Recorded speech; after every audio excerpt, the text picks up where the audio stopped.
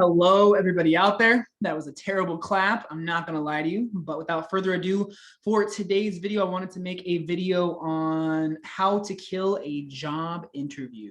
And I can confidently tell you that I'm going to give you some tips that I'm sure you've already heard of before, but I'm also going to do my best to give you some more information that I feel like is a little bit more helpful. And considering the resources that I've utilized in the past, hopefully it'll be a little bit more in depth than what you're usually used to hearing and seeing. But let me knock out the basic ones first. Actually, before I do that, why am I doing this video? If I'm being 100% honest with you, I think that job interviews are a kind of a stressful thing for a lot of people. So I thought it would be a helpful video for people out there that are watching. I feel like it's something that I tried looking at before, and it's a lot of the same generic repetitive bullshit over and over. So that was something that I didn't like in my past. And then recently kind of going through a series of interviews for different companies lately, I have gotten a good laugh as I've gotten job offers from everywhere that I've gotten interviews from. And these aren't just like basic level positions, I can say that much as well. Some high level spots, which is great within different companies. And I kind of thought to myself, you know, like I feel like there's not super good resources. I wish there was a little bit better information, as well as kind of like what's worked for me in my experience. And I'm going to tell you, not to brag, not to say that I'm the best or anything like that, because I don't believe that anyone's ever the best. There's always someone who's better or smarter or has done more. That is the reality of the world we live in, because I'm not 70 years old either. So there's people that have just done it before me. But I can tell you that every job that I've actually had an interview for, whether it's been 1, 2, or 3, I've gotten those job offers for every single one. So I have yet to have a bad experience, knock on wood. So I feel as if I have a general idea of what I'm doing, and hopefully I can pass on some of this basic knowledge and maybe not so basic knowledge. So without further ado, first one, as you can see, as I'm wearing my beautiful little button down shirt. First one is obviously just dress for the position you're applying for. I'm gonna tell you right now, don't overdress, don't underdress. So essentially what I'm saying is you're going to usually want to go with business or business casual for most of your job interviews. Another thing I can say within this whole process is I've done a lot of job interviews for my most recent past job or career or whatever the heck it was at that point in time. So I probably interviewed, I don't know, maybe 75 people, 100 people, some crazy number like that, over my almost 2 years with them. And so I kind of have a general idea of what I'm expecting as well. So that probably will give some more knowledge and like little tips and tricks that I look for when I'm interviewing people, or when I used to. So I would definitely say don't underdress, don't overdress. I've had people come in before in like a full suit and tie and like slacks, and I'm not joking, for like an entry level sales position. And that's awesome because like it looks cool, but also it's a little put offish to an extent as well. So I would say don't overdress. Don't underdress either. I've had people come in sweats and a t-shirt before. So again, you don't want to go too far over the top, but you also don't want to just come in like you came in your Saturday best at 10 a.m. in the morning. So that's my recommendations as far as that, which everyone should already know and already do. Second one is be confident. Be confident in yourself and kind of what you're bringing to the table. A lot of people tell you like assume that you already have the job. That's kind of a hard thing to do for some people because it kind of comes out, it can come off kind of arrogant or cocky when you start acting like you already have the position before you have it.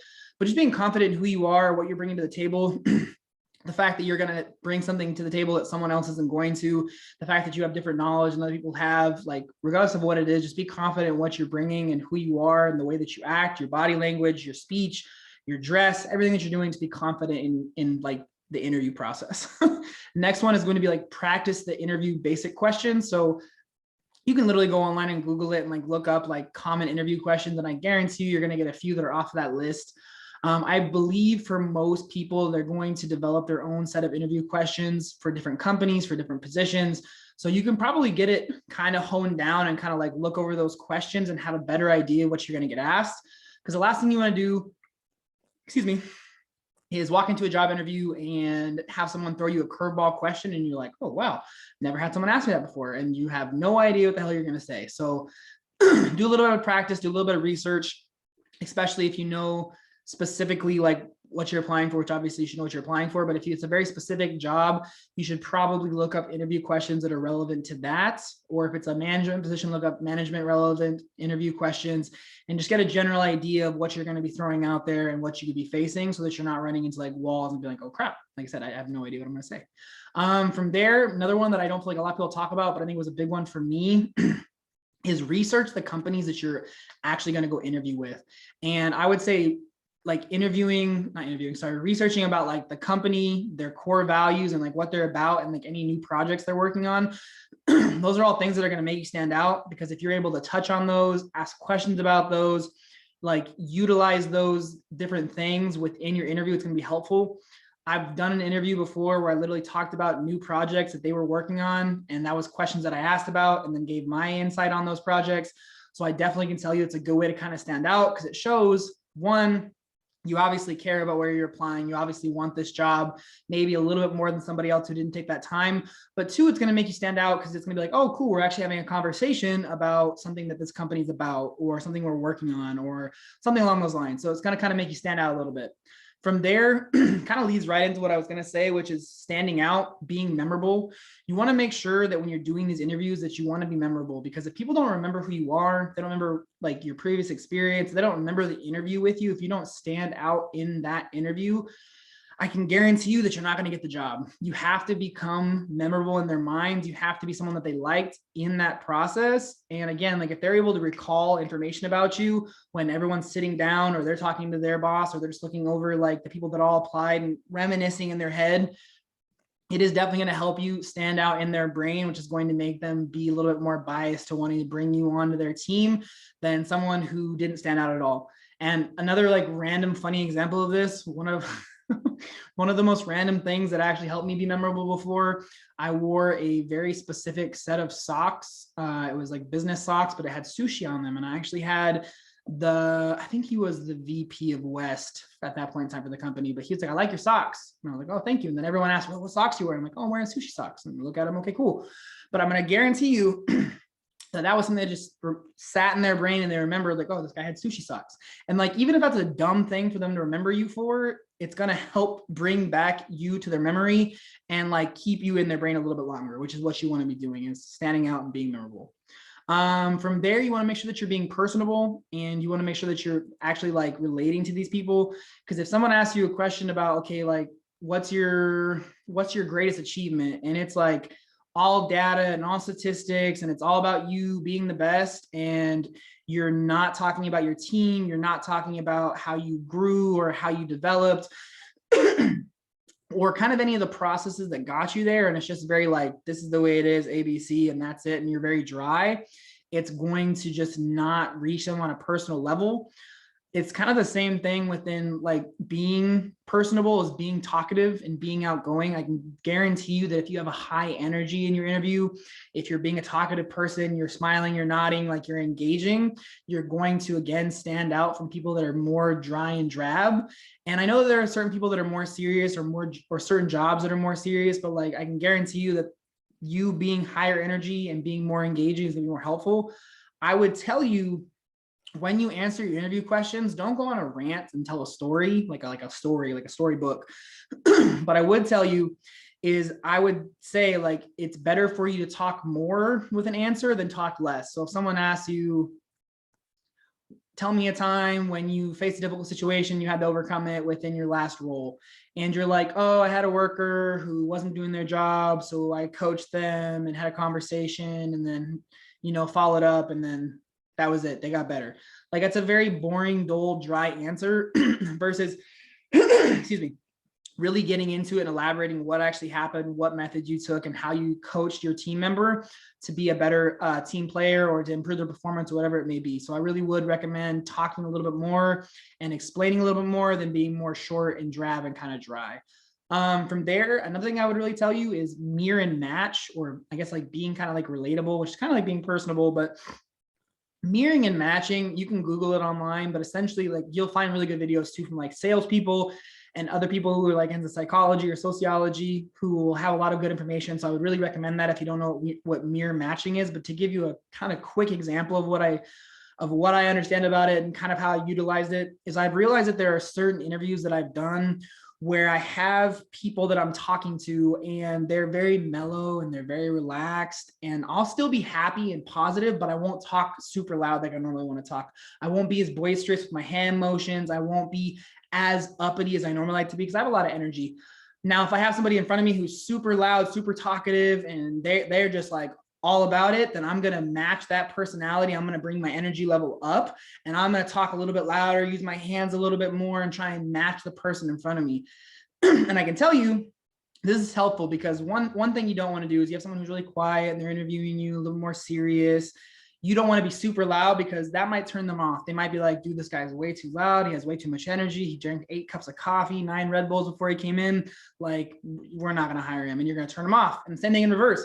You have somebody who's super high energy, super talkative, very boisterous, and you're really quiet and timid, and you kind of like look away and all that jazz. I'm going to tell you, it's going to kind of turn them off because you're not matching their personality type.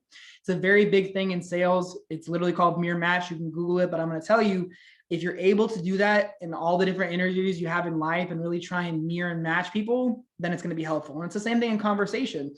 If they ask you a question about whatever, just a question in general, and your response back should be very tailored to what their line of questioning is. So like, especially when you do like panel interviews, you'll have one person who in my experience is more of like, they ask more of like the serious, like facts, hard numbers questions. And then I have the person over here who asks more of like the experience, team member building, that kind of stuff.